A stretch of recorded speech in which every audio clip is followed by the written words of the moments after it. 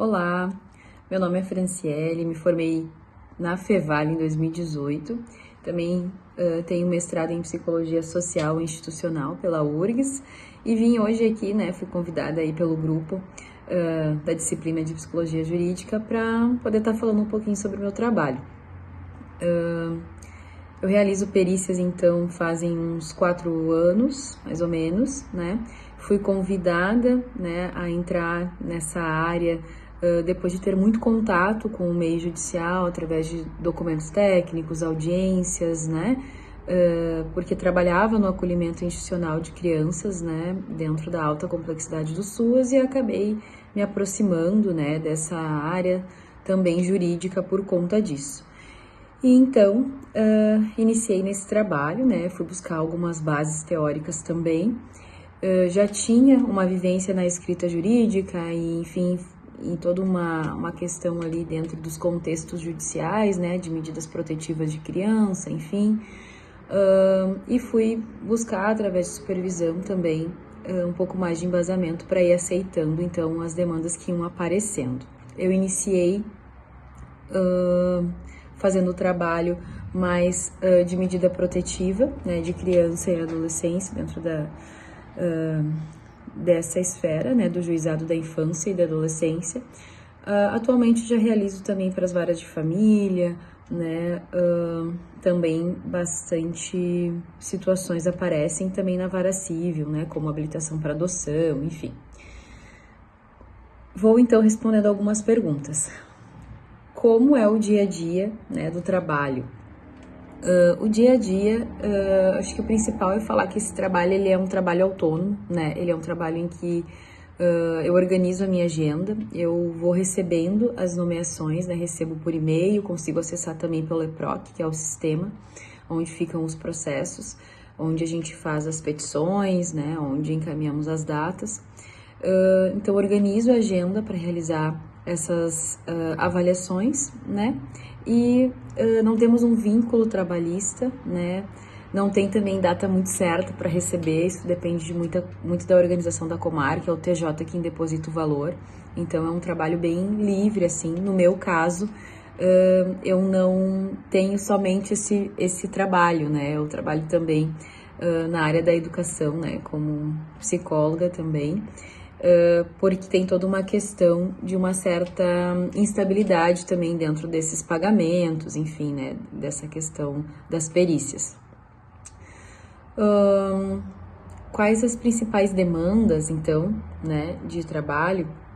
Eu posso dizer que no momento tem vindo muitos processos de habilitação de adoção, e também de guarda, em que vem então esses pedidos, do judiciário para que a gente possa avaliar as capacidades parentais e dentro do melhor interesse da criança, com quem então que beneficiaria mais ela ter maior convivência, ou então sugerir a guarda compartilhada, avaliar se os pais têm condições, diante da situação do casal ali, familiar, se teria condições e seria protetivo para a criança vivenciar a guarda unilateral ou compartilhada e também definir, indicar, a convivência familiar. Quais os principais elementos, Eu acho que o principal elemento é ler o processo antes de aceitá-lo, tentar se aprofundar ali na questão para verificar se eu me considero com condições técnicas de atuar nele, para verificar se eu não teria nenhuma questão que poderia me atrapalhar aí dentro desse processo, porque nós entramos assim, na vida dessas pessoas e são conflitos e são decisões muito importantes que são feitas a partir do nosso parecer, ali, do nosso laudo, na verdade. Então, eu procuro dar uma olhada, assim, de um modo bem sensível mesmo ao histórico ali do processo para entender se eu me considero com condições de atuar nele ou não, Sim, eu já trabalhei como assistente técnica, posso dizer que tenho preferência por atuar como perita, Por quê, né? O trabalho da assistente técnica ela é justamente fazer toda uma crítica, né? Também complementar o laudo da perita, ou até mesmo contestar, né? Na maioria dos casos. É um trabalho bem específico, né? Quando somos peritos, nós trabalhamos de um modo muito neutro ali, de acordo com aquilo que o juiz ou a juíza nos pede, né?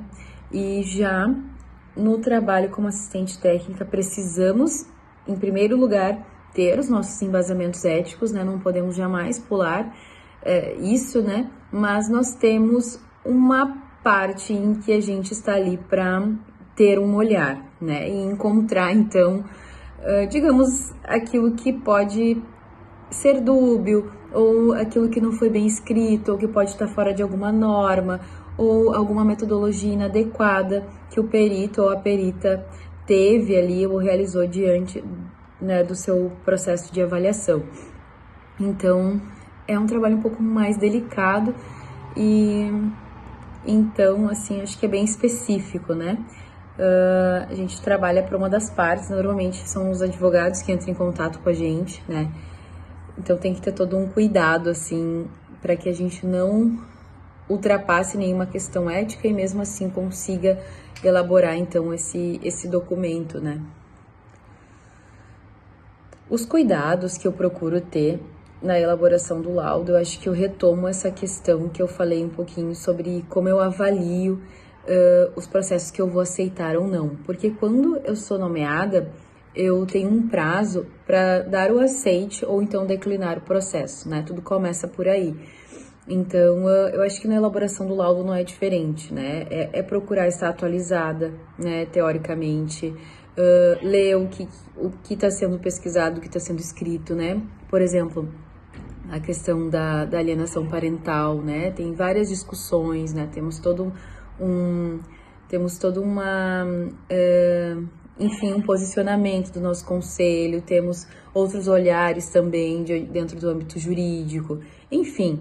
Então, acho que a gente tem que ter muito cuidado, né, e tem que estar sempre se atualizando, assim, nas informações, né, principalmente para conseguir não pessoalizar situações, né, para conseguir realmente fundamentar de modo técnico, né, esse documento, né. Então, acho que esse é um dos cuidados, né? Eu também preparo, né, as perguntas que eu pretendo fazer antes de ir na avaliação. Eu penso se eu vou querer aplicar algum teste ou não. Eu não trabalho muito com testagens, mas tem casos que são importantes, né? Sempre estar atento às validações, se os testes eles estão válidos ou não, o que está sendo utilizado, o que está sendo recomendado, né? Para isso eu também realizo supervisões com especialistas da área, né?